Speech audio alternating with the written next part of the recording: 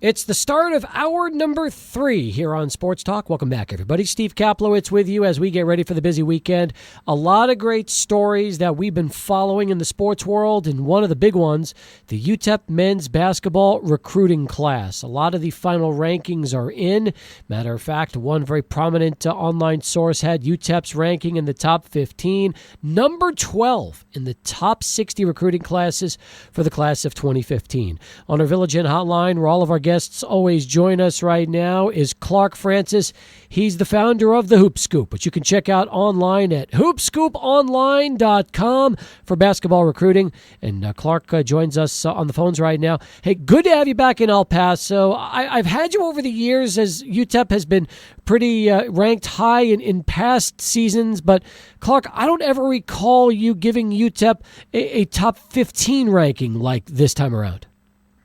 Well, again, the big key to that is Dominic Artis, who is I think we had him 18th in the country when he was a senior in high school about 3 years ago.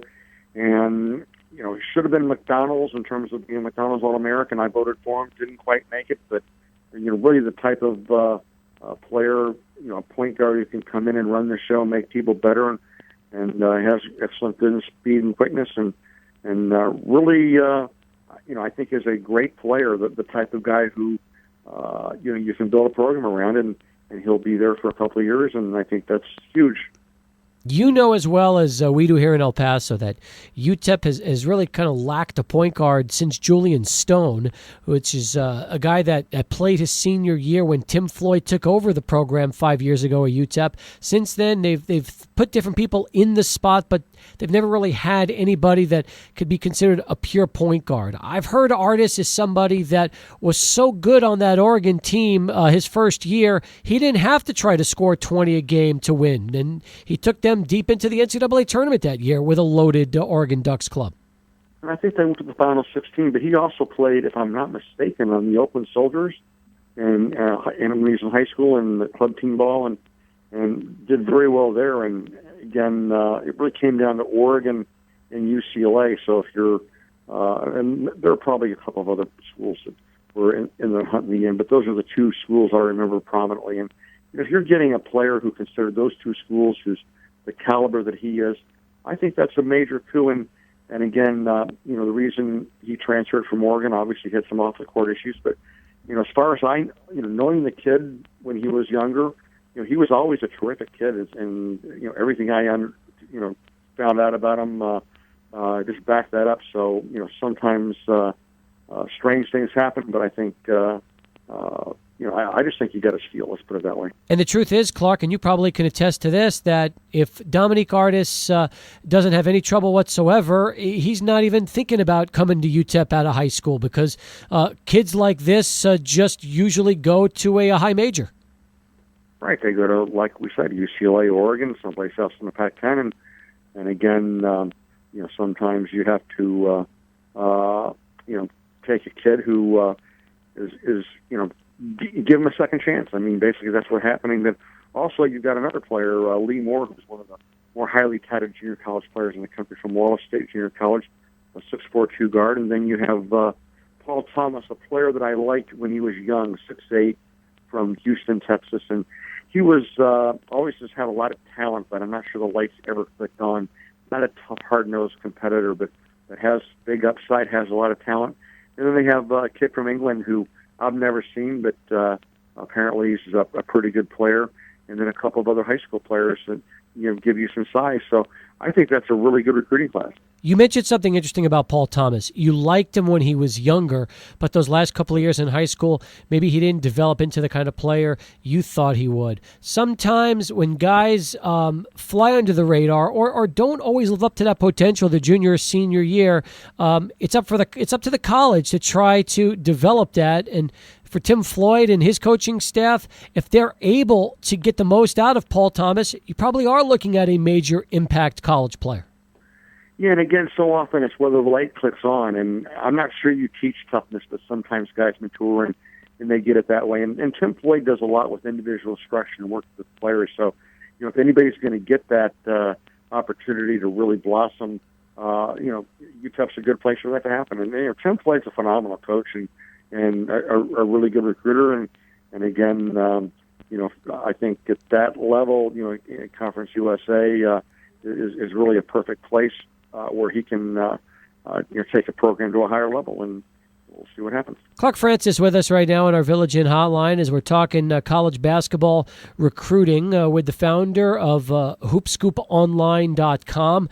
Clark, I'm going down your list right now of your top 60 programs, and I think what I'm finding that's really interesting is that just looking at this group, I don't see another school from Conference USA in your top 60. Well, again, recruiting basically is a numbers game as well as quantity and quality is what we're measuring. And again, nobody is signed in Conference USA. The caliber of players that we're talking about, and Memphis does, but Memphis has made the jump to the American Athletic Conference a couple of years ago. They had the Lawson brothers who were very good, and another player as well. And but again, you don't find that in Conference USA. The American East is another conference. I'm sorry, the Atlantic 10 is another conference where you'd expect to see a few teams, and you don't see a lot of Atlantic teams. A lot of Atlantic 10 teams. Kind of interesting.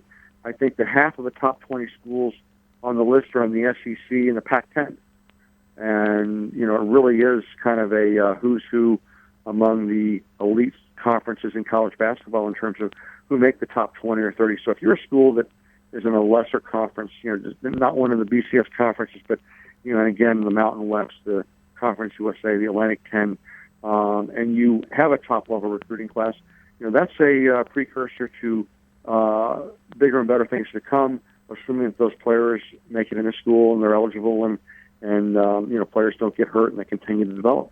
Tell me about your rating system, Clark, because I know how Rivals and some of the other rating systems work, but I guess you go all the way up to a 10 scale as far as the best rated recruit. And I find it interesting because you mentioned Artis and Moore.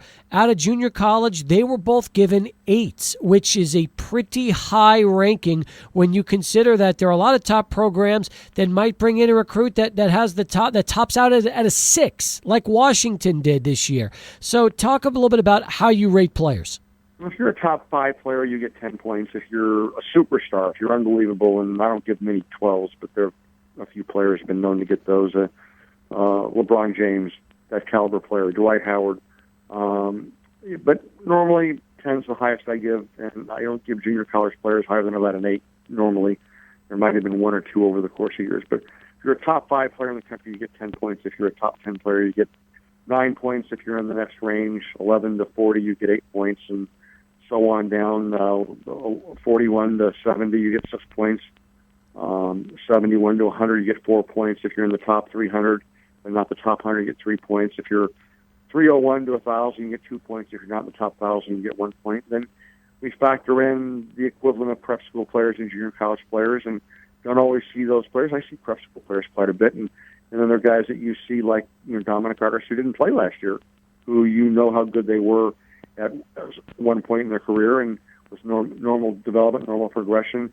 You kind of figure out where about a guy like that belongs. And again, if you're a top, let's say, 10 or 15 JC player in the country, you're going to get 8 points. Otherwise, you're going to get rated lower. So, again, and I don't, just in talking, I'll talk about, players, a top 30 player, a top 50 player, a top 5 player, a top 100 player. And that's kind of the way I think.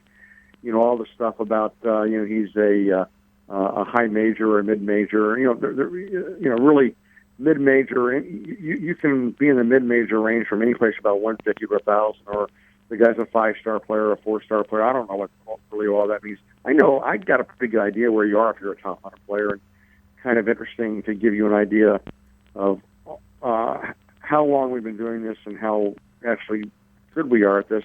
I've gone to camps, and I'll sometimes put in the margin, whether I think a guy's a top 20 player in camp. Maybe there's 100, 150 kids, or a second 20 player. And one time I was picking all-star games this way, and basically one time I had 19 guys in the top 20, and I had 22 guys in the next 20. So I'm usually pretty close on determining where guys rank. So sometimes you have a few more than you should, but it gives you a really good starting point. Let's put it that way. I don't know if you can recall this by memory. Maybe you can, maybe you can't. When Vince Hunter was coming out of high school and coming to UTEP, do you have any recollection of what number you might have given Vince when he was coming to the minors? No, I really don't, but I know I liked him. I had him in the top 100 someplace, but I couldn't give you a range. I would guess 50 to 100, but I'm guessing at that point just based on recollection. But he was a good player. All right. Now, you've got different ways to rank people. You can rank them. You can rank classes based on total points, and obviously, if you've got more scholarships to fill, you can essentially accumulate the most points. But you can also look at talent rating average per recruit. And I think what impresses me the most about the Miners is they did have 6 recruits. They did accumulate 26 points in your system, but you gave Artis and Moore a pair of 8s, and those sound like the kind of players that can absolutely make a difference in a college basketball program in the sense that they could take the Miners to the postseason and possibly the NCAAs if everything clicks. Well, there's no question. I would think that with a backcourt like that UTEP would be instantaneously one of the teams to beat in Conference USA. And again, you're talking about 2 guys with major experience. I mean, one guy in the junior college ranks, and Dominic Artis is a player in the Pac-10 conference, and actually a guy who averaged, I think, 8-9 points a game in the Pac-10 conference, and basically could have averaged more than that, but he didn't have to, as you said earlier. So I think that's good guards at the high school level and at the college level. I think are really important. Everybody gets hung up on size, and basically you can play or you can't play, and again, if you've got that experience, that maturity, and again, in both cases, they have something to prove. Let's put it that way. You go to junior college ranks, and then you get to a 4-year school, and you're a lot more mature, and you really, it's not your first rodeo. Let's put it that way. Clark Francis is the founder of the Hoop Scoop, folks. You can check it out online, hoopscooponline.com. It is a national recruiting website and scouting service. He's been doing this, folks, over 30 years. Started up in 1983. And you've got a book that's available on the site, and I want to talk about this for a second because there could be a lot of parents or even kids that are listening to this show right now that are high school basketball players or up-and-coming that could become high school basketball players. It's a book that's called How to Get Recruited, an inside look at how the student-athlete should approach the recruiting process. And I find this interesting because you've been doing this so long, you have so many contacts around the basketball world, that it would make sense that you would put something together for the student-athlete themselves and their families to look over if, in fact, they either maybe don't have all of the answers as to how to get noticed or ways to improve their exposure so that colleges could look at them. Recruiting is about relationships, and the schools are trying to build a relationship with a player. And early on, it's a numbers game. They're trying to have a shot to recruit as many players as possible. So they're building their mailing list, their database, the number of people they have contact with. And then at some point, they're narrowing it down. And then when they start to narrow it down, how are you going to, if you're a player that you're interested in that school, what are you going to do to put yourself in a position where they're going to want to recruit you, where you're going to be able to maintain that relationship? And again, a lot of parents tell me that, I like such and such school, but they haven't contacted me. Well, you can contact them. It's a two-way street, and you can recruit them. And again, I think it's really important to for the student-athlete, for the parent to figure out what you're trying to achieve. Am I trying to get to the NBA as fast as possible, or am I trying to get a 4-year scholarship and go to law school or major in some impressive, go to an impressive school and major in a something that's very difficult academically. There are all kinds of different ways you need to approach it, but the bottom line is there are over 10% of the players in college basketball at the Division I level transfer every year, and over 40% transfer during a 4-year period, which is an epidemic in terms of people making bad decisions. Who you marry, where you live after your career is over, and what your job is after your college career is over, is oftentimes dictated by where you go to college. So it might be right to get it right the first time. And again, to start thinking about the process at an early age, there's never really too early a time to think about it. Make a list, trying to figure out what you're trying to achieve, your schools that might fit that criteria, and then start watching those schools, and then start crossing schools off that list and adding other schools to the list. And if it's easy to get to that school and and go look around. By all means, go look around. If you're a sophomore, junior, senior in high school, you might want to call them and schedule an unofficial visit and tell them that you're coming. And if you're a 6th, 7th, 8th grader, you might want to just show up. Maybe you'll meet the coaches, maybe you won't, but you get a feel for the lay of the land. And sometimes in those situations, some of the most valuable contacts are made. And more often than not, if you show up at an early age, they're going to tell you, hey, here's our email address, here's our phone number, keep in contact, because they don't know how good you're going to be. They don't know if you're going to grow. They don't know how much you're going to improve. And again, if you're a sophomore, freshman, sophomore in high school, at that age, there are probably 1,000 schools 1,000 players in each school's mailing list. You get a letter, it means you made the mailing list, and then at some point, maybe early in your junior year, those schools are going to start narrowing it down. Well, we don't need any guards in this recruiting class, so all we're recruiting is wing forward and a couple big guys, and so half the list just got eliminated, and the academics at the school are really tough. So maybe that's going to eliminate a lot of other people. So suddenly, maybe there are 10, 15, 20 players on the list by the time this time of year, the summer before a player's senior year. And kind of interesting. Right in the next hour, I'm going back to the gym. I'm at the Nike tournament, the EYBL finals of the Peace Jam in Augusta, South Carolina, and I was watching the 16 and under game with a team, kind of a hodgepodge of players, and Marvin Bagley, who's the best freshman in the country, was playing, and he's 6'10", 6'11", and freak-like athleticism, and really can do about anything on the basketball court. And John Calipari and Mike Krzyzewski and a bunch of other people were, the place was packed watching this guy play, and this was not one of the main games. The 1700 division is what everybody's watching, but a lot of people stuck around to watch Marvin Bagley. So kind of neat. Yesterday, today, tomorrow, and then Sunday will be the semifinals and championships. So basically, this is the prime time of year when you can watch guys. And again, 4 years ago or so, I was watching a guy named Dominic Artis, getting a feel for him when he was playing for the Open Soldiers in this tournament. Are AAU teams and traveling teams as important now in the recruiting process, knowing that social media has come along so far and players have the ability to upload videos online, send them to coaches, which you couldn't do years back? Does it still very important for young kids out there to get on a good traveling team and play out of the area? Yes, I think it really is, and I think it's very important. It's real easy to be successful when everything is going your way, when you made your last 5, 10 shots. But to get guys out of their element, to play against different players from around the country, to face different types of adversity throughout your career, and different styles of play and different environments. And I was talking to Craig Neal, who's the head coach at New Mexico, earlier today, and he was talking about his son and just the value of all the different places he played, camps and tournaments and different age groups growing up, and it really gave him a great advantage. And again, it got him out of his element in terms of where he is a local player. And again, if I'm a college coach, one of the things that I want to see is what's the kid's attitude when he's throwing the ball away, when he's missed a couple shots or taken out of the game.